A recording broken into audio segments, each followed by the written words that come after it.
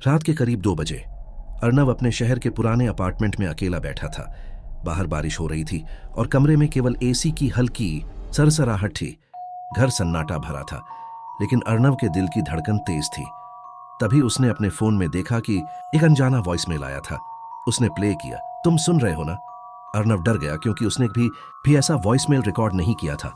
वो फिर से प्ले करता है और अब आवाज घर के भीतर ही कहीं से आ रही थी, उसके ठीक पास।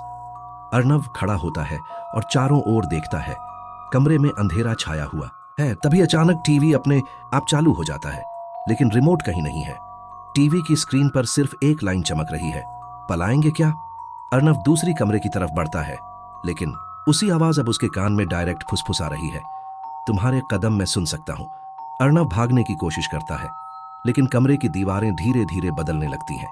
अपार्टमेंट जैसे जिंदा हो गया हो।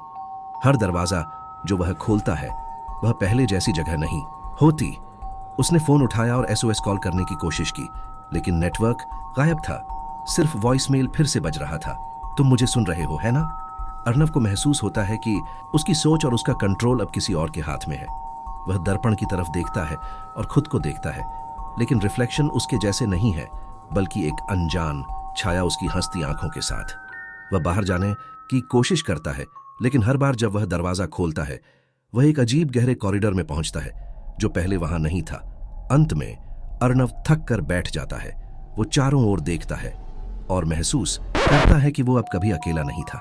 सिर्फ आवाज नहीं, बल्कि उसकी खुद की शैडो अब उसकी एक्शंस इमिटेट कर रही थी। सुबह हुई। पड़ोसी ने देखा, अपार्टमेंट खाली था, लेकिन अर्नव का फोन टेबल पर पड़ा था और वॉइसमेल फिर से बज रहा था। तुम सुन रहे हो ना?